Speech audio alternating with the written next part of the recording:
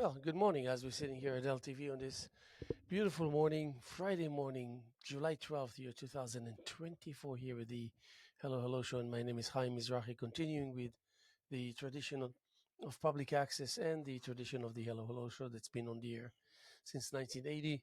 Of course, not to fail to mention the contribution by Fraser Dougherty, Francis Ann, and then, of course, the likes of you out there that make it your business to enhance and fortify this concept, rightfully so, as we literally directly and indirectly depend on this concept to thrive in order to give us that crucial stage to express ourselves. Here with us this morning is Steve Romm. Steve, thank you for coming and showing up this morning. I really appreciate it. I As really always. in disbelief to realize that I was like a couple of minutes late, and you were like sitting like a high school student that was needs to be disciplined and was No, no. waiting for the supervisor I was to. waiting for the 10 minutes to pass so I could leave. That used to be the high school rule. If the teacher was late, you had 10 minutes. If they didn't show up, you could leave. Yes, I know. That's so. How you doing? How are you? I mean, even though you're, I mean, we do interaction over the phone. You come fairly often on the show, but always want to know how you're There's, doing. there's a balance of good stuff, bad stuff. I think the thing that's really good for me is that I'm back painting. And I just find myself in the situation, which I know you can relate to, is that when I walk past my studio, it somehow just sort of sucks me in. And literally cannot walk past the door without going in and doing something on the painting every single day. Caught myself the other day spending 2 hours in there and wondered what happened to the day. So then I looked at the painting, and you know, um, we could talk politics, we could talk local stuff, everything. I think that the concept of, for me, breaking the ice or getting back into the studio and just that sense of joy of looking at this thing develop and change and the process. Any artist, any real artist knows the process of watching this thing go from a white blank canvas to something that's becoming um, really interesting. It's magical every time, It's all over magic. again. It's absolutely magic, and Hmm. to have that ability to be able to create. So a writer would have the same feeling. Somebody, in any creative aspect, has that same thing. But to see this thing on the canvas just start to develop, and you put a line in, and you sit back and you look at it, and you go, "Wow, that just changed everything." Yeah, It's great. and with you, it's a miracle anyway. Just the fact that you're Just the fact that painting. I'm even in there painting. And so I I would give anything to go back in time to see you in the times where you used to spend 7 days a week, hours and Well, hours a it's been day. like that now. I mean, Yeah, there has not been a day where I yeah, haven't yeah. But I'm been in talking this. about the good old days when you really Yeah, I painted. used to get up like six And thirty in the morning. Just have some coffee, have some breakfast, go right into the studio and spend the day painting. It was magic. yes, well, I can tell you that I'm going through a lot of uh, lessons to be learned. Even though sometimes I think there's nothing else I can learn anymore. There's so many There's experiences. no end to learning. Yes, of course. No, I know that, but the feelings are they vary. And when you're there, it's this live action. You remember when they talked about in the 40s when they were talking about when they were actually forming concepts and groups. They weren't even aware of what it is that they're putting together. Right. You think that they knew that they were creating abstract expressionism when they were doing it, so to speak? I No, I don't don't think think so. anybody sat down and said, "Oh, let's create a new Yeah, genre or of art." or that's what we're doing. Right. Just the result of their conversations, and suddenly maybe a new thing came to the surface. It's called pressure, because they're getting together and they say, "Oh, this guy seems like he's been painting, and he seems to be doing well." So everybody was trying to match the effort of the other, and not that they were copying each other, but at least if they were to look at what the Kooning was doing there, then just with color and composition, that alone would send an artist to his studio to think twice about what he or she are doing, and to come up with an alternative plan, even though being very careful not to end up is doing something that will resemble someone out of the group. Well, there was something that going on at that time that you and I have been talking about for a long time. We've been trying to do something about it for a long time, but getting people to do it is like literally not happening. There was a dialogue between artists, and just if you get four or five artists who are of major significance talking to each other on a regular basis and uh, talking about what they're doing, talking about what they're creating, and the sense that they have with color, whatever it is, it wears off. You know, if you and I sat down three times a week and you told me, or if I saw what you were painting, you saw what I was painting, it's going to influence each one of us in a subtle way. So that maybe that at some point down there, it's like perspective. It's like you pick a horizon point, and the road goes to it, and that both of us are creating something that starts to slowly sort of tilt together or come together, so that it develops into what you just called a school of art or a style of art, abstract expressionism, whatever it might be. You can't do that if you're isolated. How would you define your art? Abstract art. How would I define my art? I have no idea because I can't categorize it because I never know what category it fits into. I think you're an abstract, even though you have your shed and your barn and your It's pretty clouds. It's abstract. still abstract. Oh yeah, It's pretty abstract. it's your approach to it that makes it abstract. And also the technique, the paint, the way you go about. You know, I spend no time in terms of dealing with the paint. I have the paint in front of me, and I'm going to be using it. Right. That means if it's there and the brush is here, the brush goes to the paint, and it's It action. happens. It's happening. Right. So You're not so thinking, oh, I've got to create a new school of painting or a new style of painting or I have to break a or mold or something mix like or that. mixed whatever the mixing that you're doing, and Right. working with the. Uh, it's funny. I sometimes have a feeling you're working with things that don't even exist, so I don't even know how the pigment is on the surface eventually. Sometimes I think the It's like, same thing. it's Here's like a perfect example. I'm it's, painting the other day and I'm looking for my white paint and I don't have white paint. I ran out. So do I go over to no, Bridgehampton you and didn't buy run some out. white The paint? white paint ran out. The white Ran away I from didn't you. run out. The white paint ran out. Correct. So I'm thinking, what am I going to do? I don't have white paint, and Call Haim. I, I was going to call you, and I'm thinking, do I drive all the way down to Haim's house to get some white paint, or do I just drive over to David Hampton Photo and buy a tube of white paint? And I thought, forget the white paint. What's the closest thing to white paint that's going to Off work on white. that painting? Off white. So I have this sort of cream color that's a really nice color. And I'm looking at it, I'm saying, I don't need white. This way it changes the palette of the whole painting. And then you start picking your other colors that complement it. When you're using bright white, it stands out. When you're using a softer white or a cream white or a beige, all your other colors have to be more muted. So in its own way, it changed the painting. And when I sat back and I looked at it, I said, that's kind of nice not to have the bright white in it, which I've always used. Don't need it. Deal with it. You and I talk about the artist that paints huge canvases that are all black or all white. And I can't remember his name.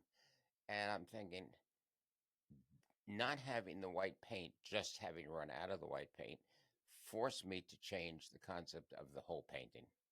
And it's working.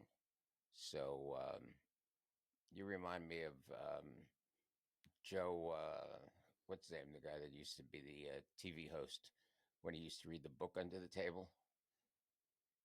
What is it you're saying? Who was the famous TV guy that used to he would introduce his guests and then he would just say to them, "And what are you doing?" And then he'd be reading a Oh, book under the Franklin. Joe Franklin.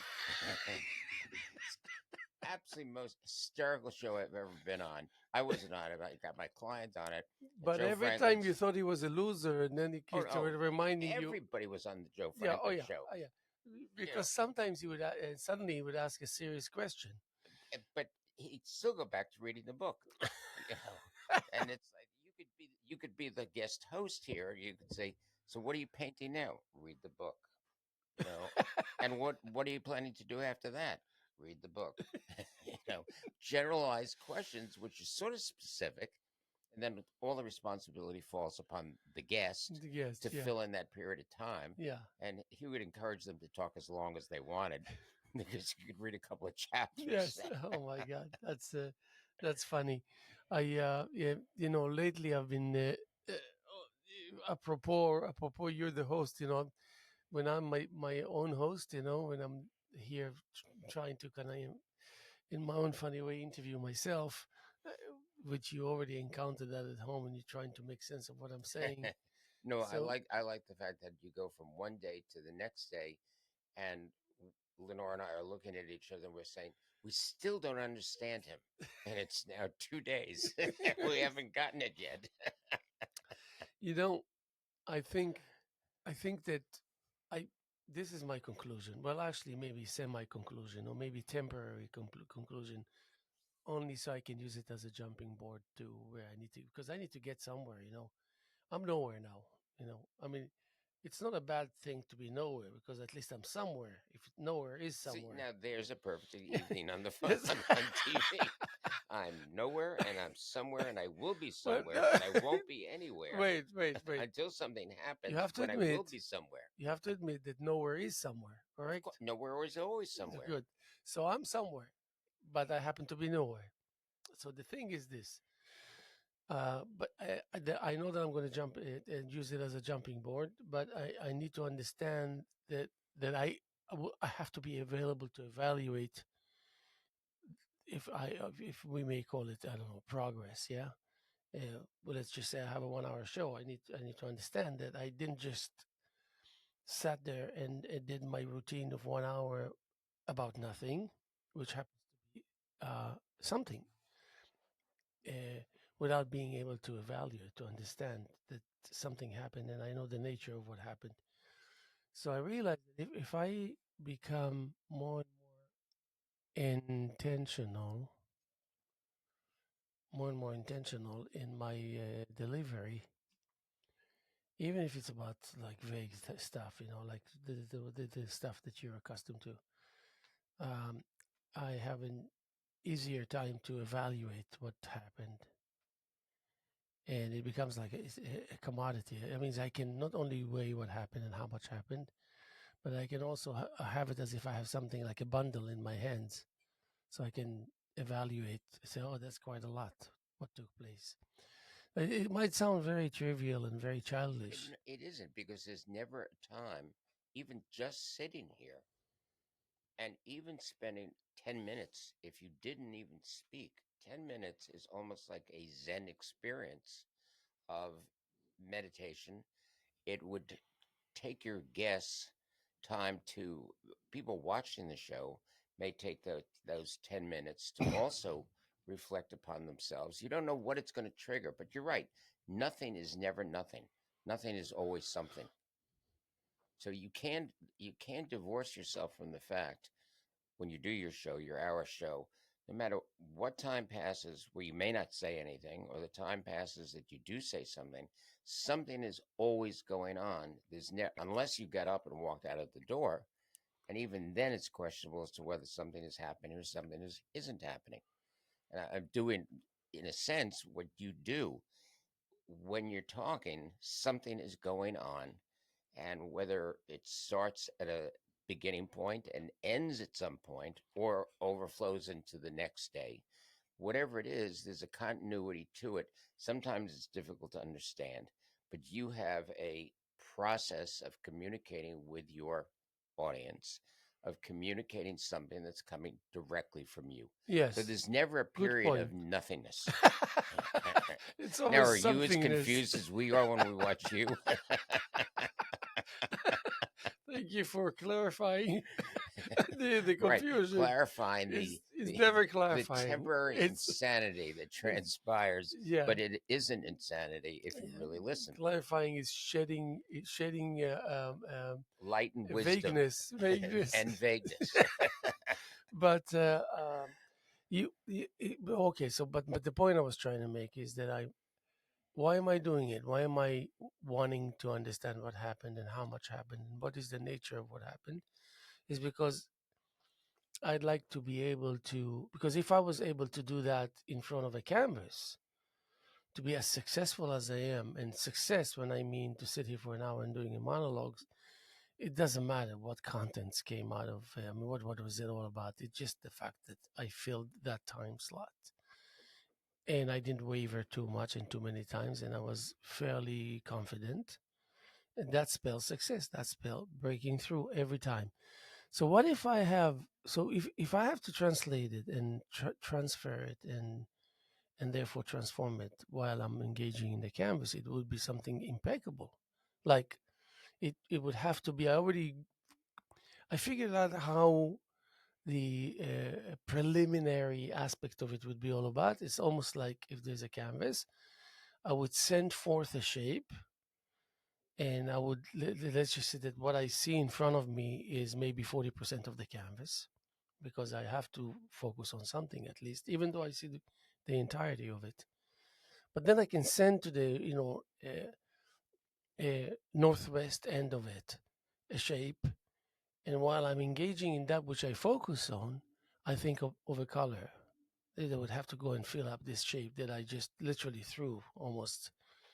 If I was to have an ability to do this, and then a triangle will show up in the northwest corner of the canvas, and keep on doing it on different locations of the canvas that is out of focus. And all I would have to do while, so that's almost like an impossible multitasking. But we have enough experience to realize that a little bit of it we can do. So that means we will exaggerate and overwhelm the surface, at least with intentions, and then we know we're going to end up with something solid that is maybe 20% of what initially we thought we were aiming to achieve, even though we know that it's impossible. What I find really But do you fascinating, understand? So then, therefore, I understand, so but what happens? you Just to triggered finish the something that I thought, just thought of. just to finish the thought is this, so when I wake up from the dream, supposedly, I will see in focus that which was vague while I was engaging in what it was in focus, but still I made a lot of things happen in it, and that will be the unraveling or the surprise, the understanding of what really took place. You you brought up something, and while I'm processing the thought, I'm thinking that every time I Don't put a touch my color cookie. down, hmm? Don't touch my cookie. Don't tell them I'm eating Just a cookie. remember, people, don't ever touch Hive's cookies, however you interpret that. And there are many ways to interpret that. I know. Keep your hands off his cookies. Mm, um, delicious. It's my breakfast. it's, I have to leave room for coffee with you later. uh, it's really interesting, and I didn't think of it until this moment. But when I put a color down on the canvas, that color, in essence, dictates what the next color is going to be. Because something, whatever you put down, if it's a soft red or a blue, whatever it is, it's never out of the tube. It's never directly, there's there's a palette that's being created on the canvas, and that palette dictates as you're painting what the next color is going to be. So in this particular case, with this painting, not having white, not having gone to your house to get white, and not having gone to Bridgehampton to get white, and having just said, you know what, it's interesting to do a painting without white. So how does it affect all the other colors? It drastically affects all the other colors, so that what used to be white, which isn't white anymore, now has changed the palette of the blues and the reds and all the other colors that go with it. It's a different palette, hence it's a different painting. And it's kind of fun to be challenged with something like that, which wasn't intentional. If I had sat down and I said, I'm not going to use white this in this painting, I'm not so sure that it would have come out the same way this is, because this sort of forced on me, and that when I reached for it, it's not there. So I have to look at the 300 colors that I have and find what goes with what I'm working with. I found it. And it just has a whole. Now I have to go back and change some of the colors that are in there because it has to relate to that color. No, you know that you know Audrey Flack, yeah. Yes. She just passed away not long ago. I think like a month ago or something. And I never met her. I mean, I of course I appreciate her paintings and her ability. She was wonderful. But then I just Googled and I went to YouTube and I found this interview that she had. And she was, at some point, she was describing the bunch of the group of the greats, that she spent time with and all this. For that sake, Stella and Pollock and de Kooning, whatever, and the likes of them. And immediately she said they were all drunk. Right. They were drunks. But she said it in a way like they were losers. There was like there's nothing much to be expecting from them. But she spent time with him.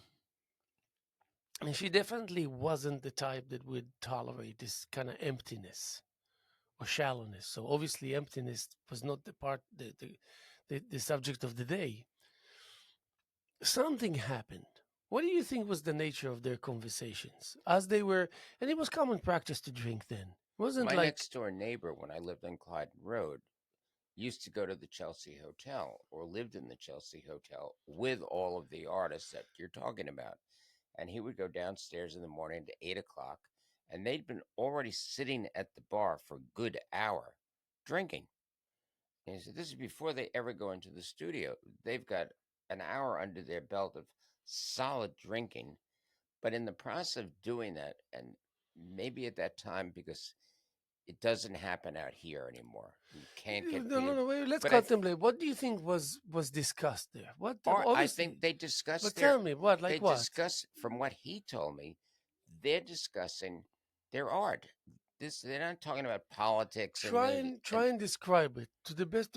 I mean, I really wonder about it that. might be a conversation that goes like this: Hey Jackson, you're going to keep pouring paint on your canvases, or you're going to do something different? And the response might be, "It's changing.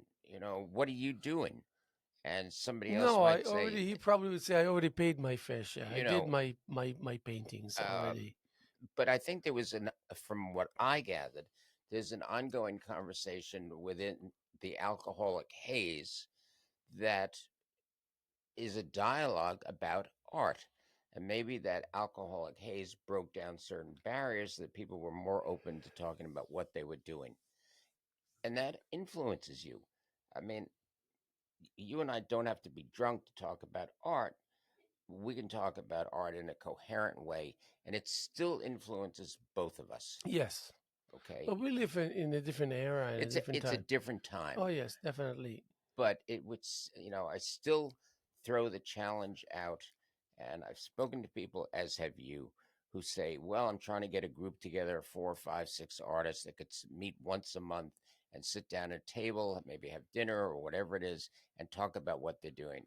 It'd be nice Yeah, if that finally happened. but you have to find 4 or 5 artists that you consider as artists that you that's like. that's number one. Like otherwise, not that I'm trying to put down anybody or thinking that I'm like the best thing that ever happened to this community, but I'm just saying, there's got to be some beef to it.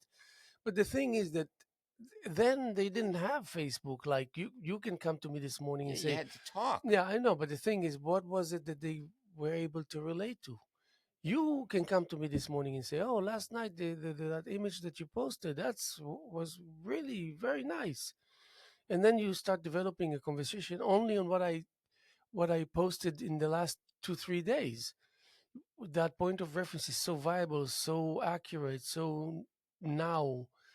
But they were sitting, and their recollection is what they saw 2 years earlier when someone had an exhibition, which was in itself very unusual.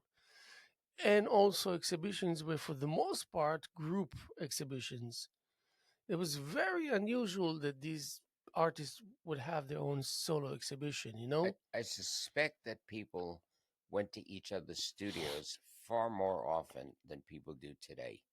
And the few times, I mean, Lenore introduced me to three or four artists out here that I had never seen, didn't know, etc. And going into their studios, seeing really good art, and this is what frustrates me, is that there are artists out there who are sort of hidden away, doing their thing in the studio, don't come out, don't socialize, don't mix, and yet within the boundaries of their studio, they're producing really good stuff, stuff that I'd like to see on a regular basis, stuff that would, and I'm using the wrong word, their paintings, their artwork, their creativity that would influence you, would influence me, and vice versa if they had the ability to come into my studio or your studio and not only look at your work, look at the process of how it's being created. We all learn from that. You know, if there's a group of people who have different ways of approaching the canvas or putting paint or whatever it is that goes on the canvas, you learn from that. You pick up things from that, unless you're brain dead. Um, and it only generates, it's like further in your education. You know, it's like I remember when I went to post and I was getting my master's, and I've told you the story. Getting my master's class, I'm going into the drawing class. I show up the first night. Everybody else has got a newsprint pad. I'm the only one that shows up with a big piece of masonite and really expensive paper to draw on because my feeling is that you never know what's going to come out. And if you're doing a drawing and you get a really good drawing, you don't want it on newsprint. Yes. And the teacher walks over and he looks at what I'm doing. And he says, I'm going out for a cigarette. Could you run the class? Hmm. Never came back ever for the rest of the semester. So here I am teaching this class of college students and adults who are taking it for He credit took or one just look at you monitoring and he it. said, I'm out of here. And I I don't don't think he blame could him. draw quite as well. And I think it was Dan Weldon that came to the art show where I had the big drawing up on the wall, Uh-huh. which I did intentionally because the model was less than attractive. Like, you know, you can draw beautiful models and the drawing can be really pretty, or you can go the opposite way, which is what I did. But the drawing part of it is so strong and so intense. He said to me, and several other people said to me, I wish I could draw like that. Yes. But And, you know, that first of all, it feels nice to hear that. yes. And second of all, you sort of weed out all the people who don't even get the fact that it's really well drawn. Yeah. But I mean, for someone who doesn't know, who cannot draw, I don't know if I can say how much drawing well takes away from you. You know what I mean? No, don't react. Don't react. I mean, with me, you know better than to prematurely react. But what I'm saying is this: uh, I always thought that the easiest thing for me would be to go and pick up, a crash course here and a crash course there in drawing, and to understand the relationship between light and dark, between close and far, between just the dimensions, the relationship between the angles and between the placement and proximity and whatnot. A lot of logical things, and of course, um, but I always contemplate what is it going to take away from me, and you know how I managed to understand if and when at all what it will be taking away from me that will be irreplenishable, irreplaceable. I once, I think it was 15 years ago, called my friend and I said, "Do you mind sitting in for me? I mean, to in the studio." But she said, "But you can't draw. So why do you want me there?" I said, "Good point. Good point. I just need you there. I just need you there because I want to investigate how by willing it that way, I can dictate something that is unusual and unique and will trigger certain feelings in people's minds and hearts that will replace that sensation that is short-lived, saying, it seems like you can really draw very well. Where do you go from there? How much can I tell you?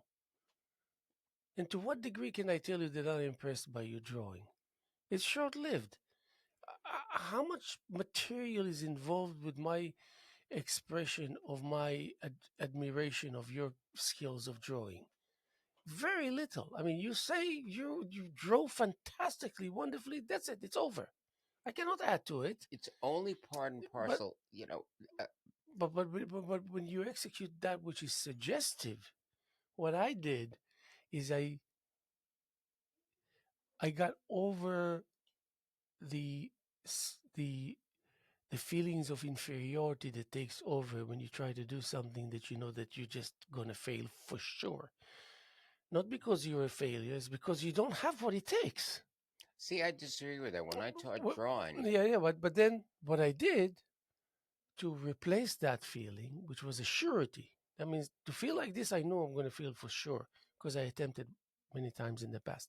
But when I had my friend with goodwill sitting in front of me, and she's telling me, "What are you doing? What are you doing?" Because I didn't show it to her. And after I finished, I said, "I will show it to you after I will introduce color to the composition." I was a, I was ashamed to show her what I did because I wasn't sure exactly, but I knew where it was going. But I didn't have the ability to explain to her. so I really, as having been someone who taught drawing and who can draw and who learned how to draw um, through a really difficult process. I mean, I had great teachers and spent a long time working on drawing, and I was never very good at drawing, and I learned. It's the same thing that, your friend Chris has got a show coming up at Ashwaubenon Hall in August. And the painting that I'm putting in is from 1968. I pulled it down, I looked at it, and I said, "Oh my God, this is white lead paint on linen with oils." And I'm looking at the painting, and Lenore's looking at it, and she says, "You can't show that. You can't sell that." I said, "Why not?" She said, "It's one of your absolutely best paintings. It's when you did what you used to do best, prime the canvas with white lead paint. Of course, now I have lung conditions and everything else, but that's the cost of doing it the old fashioned way. But it has a look to it which is totally different from anything that you do." When we switched over to acrylics and paint, I think I've always had in the back of my mind the fact that the palette with oil paints is totally different than the palette with acrylics. No matter, it's just a different process. And I look at the painting and I go, "Yeah, I would love to be able to paint like that again. I just don't want to be able to be forced into breathing all that stuff and everything else." But there was something about the process, and drawing is really sort of part and parcel of the whole process. You can be taught, if you have the ability to do what you're doing, I can tell you that you can be taught to draw. And what will the drawing do? It'll give you another dimension in your creative process that when you look at your canvas, if you know how to draw, you may start changing shapes around because you could. I We're could back to I this. couldn't, yeah. I was coming to that. I couldn't agree with you more. That's not the point. I'm not trying to tell you, oh, I'm going to fight the reality or the fact that I'm going to benefit from learning how to draw. No, of course, I wish I could. Um, Maybe I have this fear that I will fail. There's Anyway, no such thing as no, no, failure. I know, That's the thing. I know, I don't wait. This is personal things. I tell you, Right. I know myself better than you know me. Uh, I understand what you're saying, and maybe in a better world, I would consider that automatically. Everything is rosy, even though everything is falling apart. Everything is powerful, even though everything is crumbling. Everything is, the whatever, full of light. Everything, while everything is in the dark. I understand that, but the thing is that I had to fill the void because there's a void. If you cannot draw, there's a void. I don't care how you look at it. I don't care what your style is. You know. And sometimes when people ask me, "Can you draw?" And if they're close enough to me, I said, "What is it your business? What exactly are you trying to ask me here?" If I was to say yes, I can draw, then what? As opposed to saying no, I cannot, then what? I mean, what need does it serve? What need does it serve in the back of your mind asking this question? And then I realized, why am I so annoyed? Why am I so annoyed when someone tells me, how long did it take you to do this painting? Why don't I say longer than you think? Why don't I say 7 hours? Why don't I say 12 sessions of 20 minutes? It's irrelevant. Yeah, but why am I annoyed? Why am I You saying, shouldn't be annoyed yeah, but because the process of creating it is irrelevant. I'm asking myself, why am I annoyed? I'm annoyed because in the back of my mind saying, doesn't he or she have better questions to ask me? Then, It's a stupid question. yeah, but maybe it's not. Maybe It maybe they have an estimate in the back of their mind that they want to see if they were right or wrong on how they evaluate the time that it took the artist to it do has. that. It's like saying, That okay, I put 10 hours in, therefore it's a good painting. I put 20 hours in, it's a I'm not. better painting. I'm not think. I'm not so sure that that's the reason why they're asking it.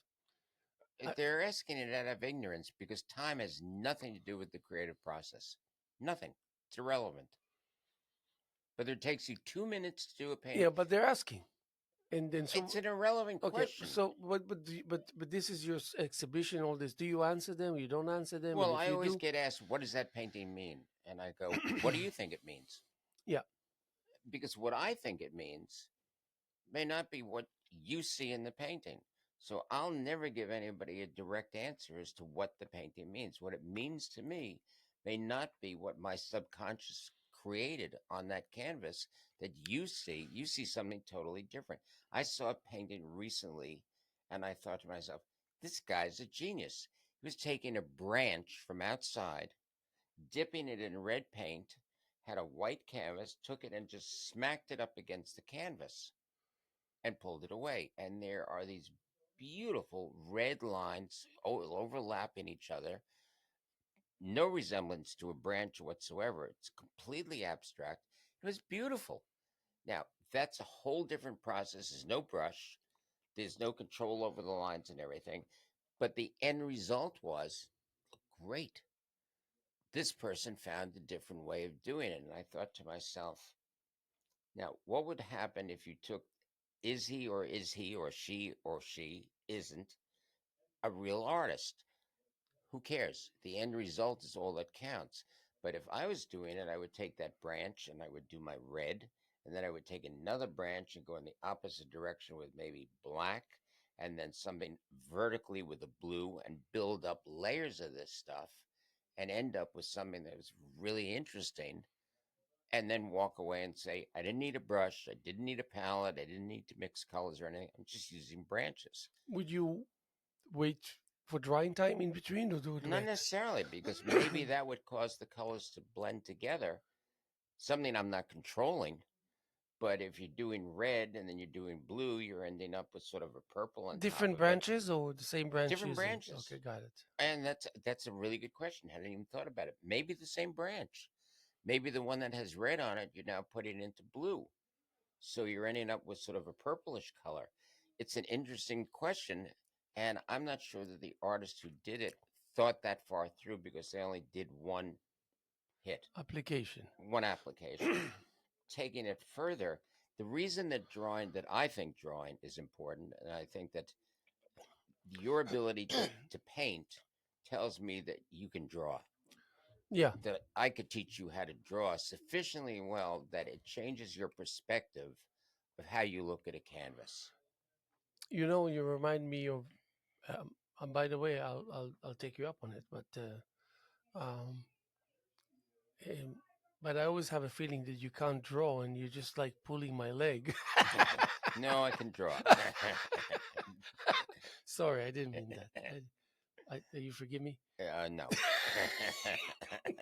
I went once to Pollock House, not to go in. I said I wanted to go in and take pictures of that cement slab where he used to splatter outdoors. Right. There's like that square, if you know what I mean. It's like about 100 feet away from the house. They poured like a cement foundation or something, and that's where he used to put his canvases. And Ah, in okay. the movie, the Pollock movie, Right. he's there doing that and all this. I don't know why I felt the urge.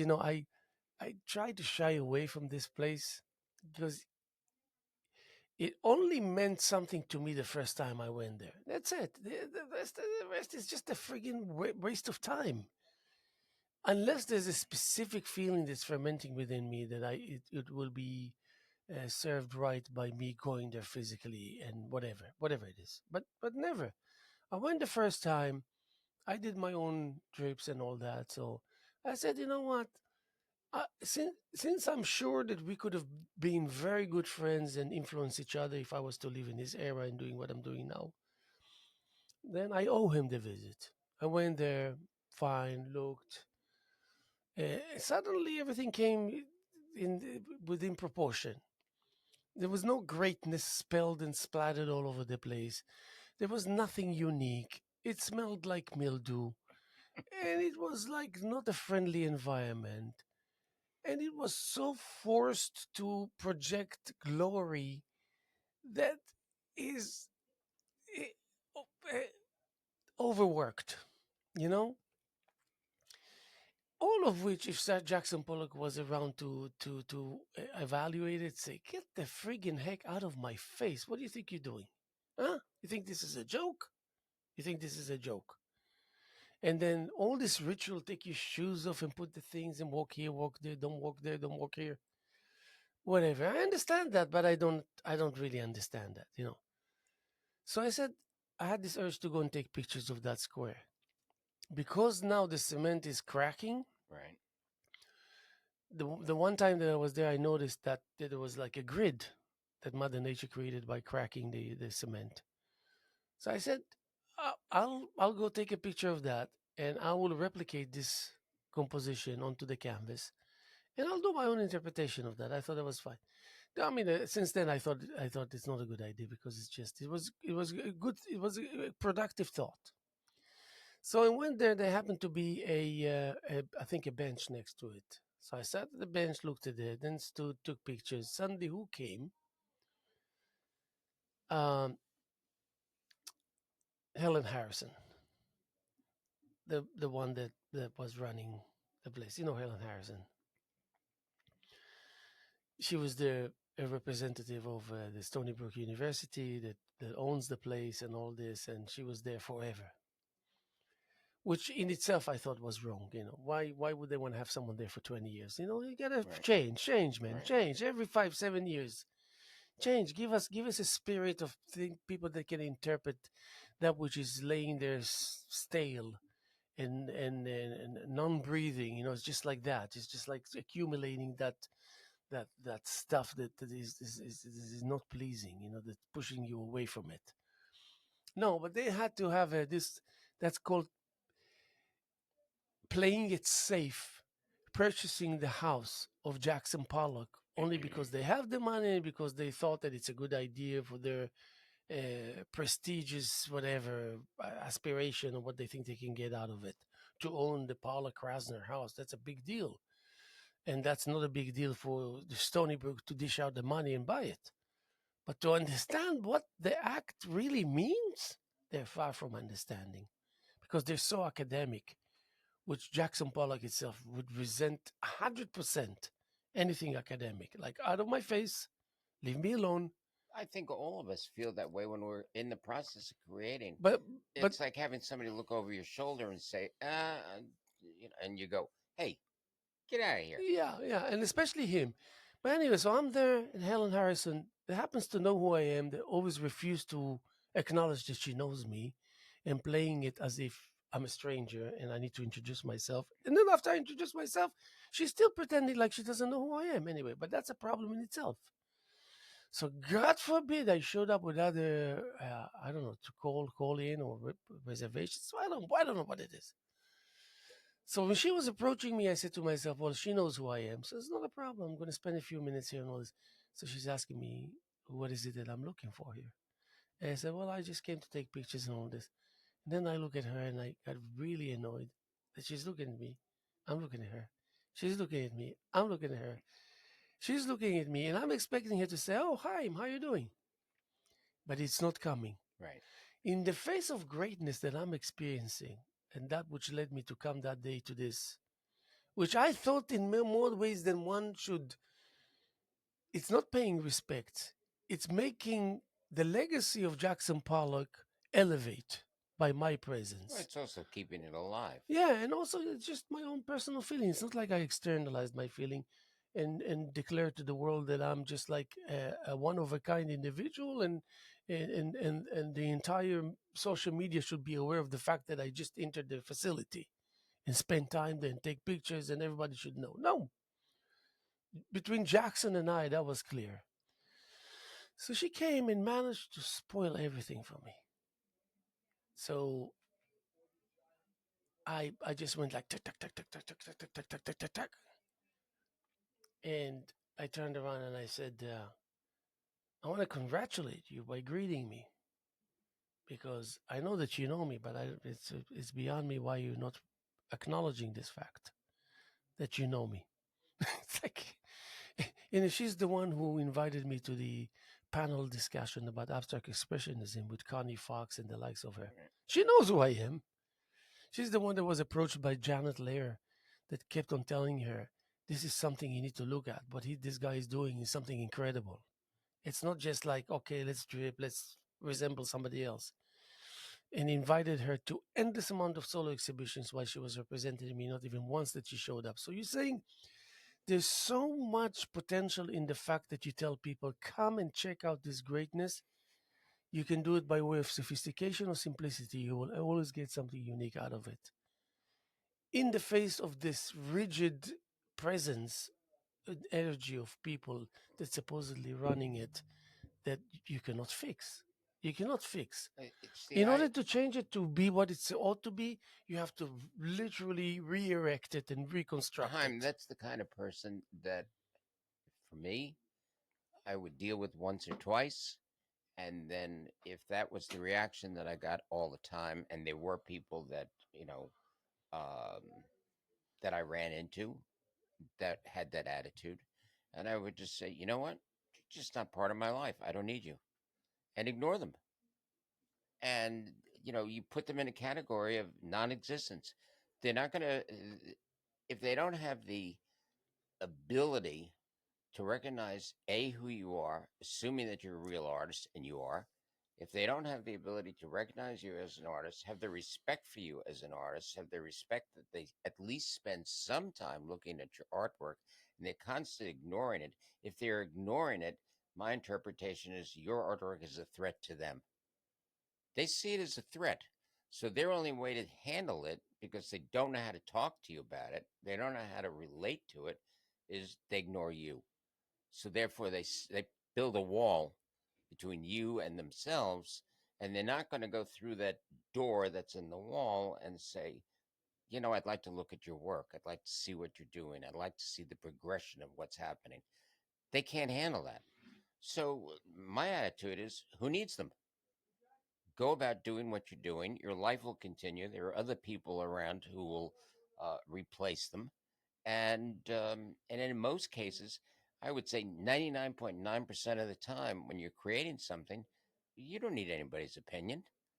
You don't need anybody looking over your shoulder to say that's not the right color, or that's not the right brushstroke, or that's not the right movement.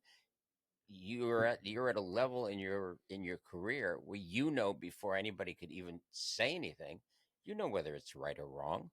Whether you're going to paint over it or change it or add to it. It's intuitive at this level. So to have somebody come into your life and intentionally ignore you, or I've been getting, for that art show down in Southampton, $200 a ticket. Um, there isn't an art show. When I went to see Magritte in the city, it wasn't $200. When I went to see all of the Turners in England, it wasn't $200. And to see the Turner exhibit is absolutely astounding. To see those paintings, it's breathtaking. To charge $200 a ticket to look at artwork in a tent is absurd. It should be $15. They should be paying you to come to the show to look at the artwork. Well, yeah, yeah. Well, I Uh, mean, but this is the kind of thing where you don't try and basically what $200 a ticket says is, I only want rich people coming here who are going to buy expensive art, no, but I don't have a problem with which it. is they're trying to make money. They're trying to cover their costs Yeah, and but expenses. look at the history of art shows out here in tents. They've all failed. Every one of them is gone. The one in Bridgehampton's gone. The other ones that were up near Scuttle Hole Road, they're gone. All of them are gone because it got to a point where, like art galleries, they're having a tough time selling art. If they're selling investment art, that's the only market that's different. All the stuff that's on the phone now, all these storefront galleries. I think there's one called Storefront Art Gallery where you pay a fee and they put up supposedly put up an art gallery of your work, etc. Somebody really researched it and found that after you pay these, it's supposed to be like $39 or it's free. It said nothing's free. It turned out that the work was selling for like $80 to $90 a painting. I sent the company a text yesterday and I said, please write back to me. If you're legitimate, please write back to me. Please give me an accounting of how many paintings you've sold for $10,000 plus from your storefront gallery because I need to know that. If you really are serious and you want me to join, I need to know how many paintings. Have not. I'm not interested in an $80 painting. Listen, bottom I haven't line, heard anything. you know better than I do. Bottom line, you need to be able to produce paintings that will leave no choice in the hands of people but to buy it. You need to be But you need a venue innovative. to show it. No, no, no. But the thing is, when you create incredible paintings, you don't need any connections. You need Right. only one right person to see it, and that's it. One gallery, that's it. You know, um, but you cannot all come and just show an image, and when they want to see a full body of work, the rest sucks. And this is great. Right. You know, but if you busy yourself to make a point to improve and improve and improve and improve because you know what the potential viewer spectator in the future coming up is all about. You know the nature of that because you've been one yourself. And for me it's more like, I understand what are the ingredients involved in impressing you, in making you think maybe it's a good idea to buy this piece of artwork and take it home with me, and so much more. You know what I mean? um, because you show consistency, you show constant growth, you show the value of that which people for that which people are ready to pay and to really dish out the money, even those who don't have much money. You know what I mean? But this is the way to go about it. When Jackson Pollock used to show at Guildhall in the 50s, they had the traditional yearly shows, there 2 shows here or something, and it was very, very prestigious, and he happened to be a part of it that the elite of East Hampton then resented him, said, "Who is this bum here?" But guess what? He was the only one who's selling. Right. And in the 50s, he used to sell pieces between $2,000 to $4,000. That's the amount of money we used to buy a house then for. Right. So then they realized that they cannot afford to have this attitude anymore because this guy is selling more money and painting for more money than they're even available to, even if they wanted to, and they were considered rich then. So he claimed his fame and his respect not through conversations and dialogues and monologues and whatnot or socializing, but by putting this painting on the wall and proving to the world that there are people who are willing to pay a fortune for it, a fortune, you know, because there's something there, not because there's nothing there. Right. That's the point of all point.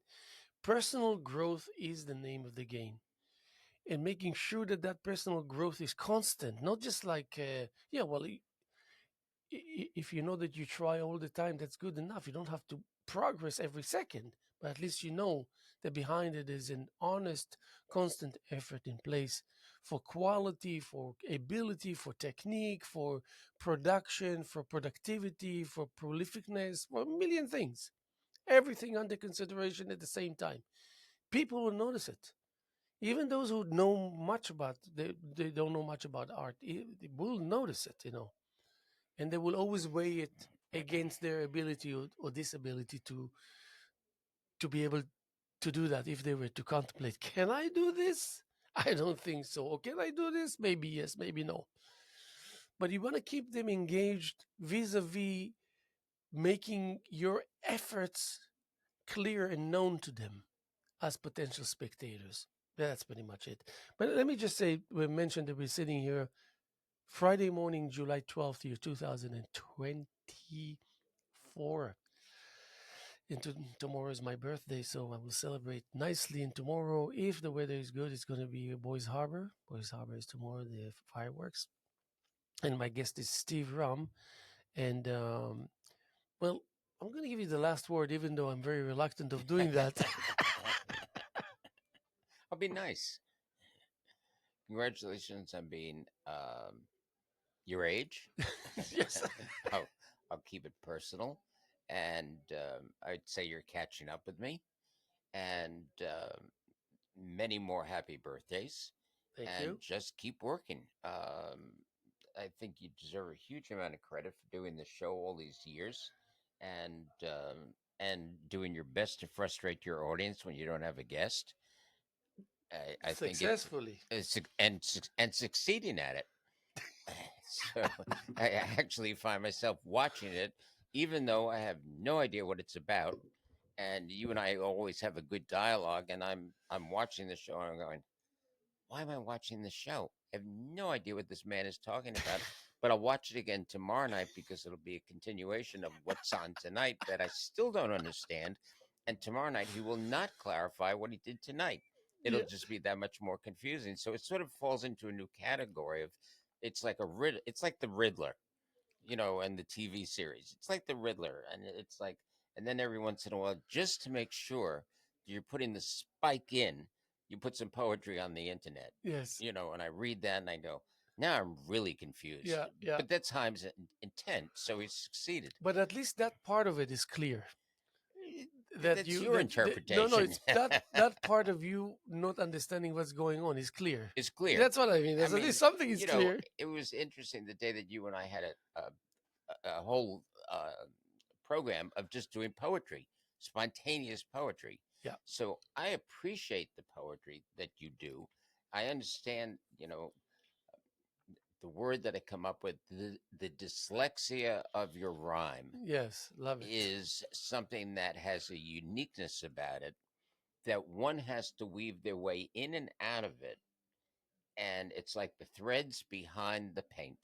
Yeah. You know, they're not all just perfectly crisscross. That cotton or linen or whatever it is, the substrate of the painting is really the basis. That's your poetry. Your poetry is almost like the undercurrent of your paintings. And if you start reading the poetry and then you translate from there to your paintings, there is definitely a connection between both. Yes, and I congratulate you for noticing that. And I will end up by saying that Alan Plants, when he first gave me the first shot to do a solo reading at the Kanye's bookstore, when it was the heydays of Kanye's bookstore for Saturdays for poets and poetry reading, and I was like scared to death. And Jackson is saying, Alan Plant said, don't worry, don't worry. Just make sure that you heard well. Be open your mouth and be clear. That's the important. The part of the poetry I wouldn't worry about at all. So when he stood up to introduce me, he said, "The poet that I'm going to introduce to you now, don't fool yourself in thinking that what you're going to hear now is anything less than great." That's what he said. He can be challenging, and the usage and the approach towards language is his own personal interpretation as a second language. Therefore, you need to put yourself and set yourself up to a point where you need to put that extra effort ahead of time before even you have to engage. So I'm giving to you Haim Mizrahi, whatever it was. And I was standing there. I said, what the freaking heck? This guy's like, no, it's double the pressure. Because he was right about it, but I wasn't ready to perform excellence as a given. It's got to be an excellent day, an unusual day for that to happen. But you know what? I made it be that day that it was supposed to be in order to deliver the results and that which he described. I couldn't let him down. It was like Right. my life was on the line. My poetic life was on the line. In any case, thank you so much for being a friend, for your friendship, for your maybe sometimes over the top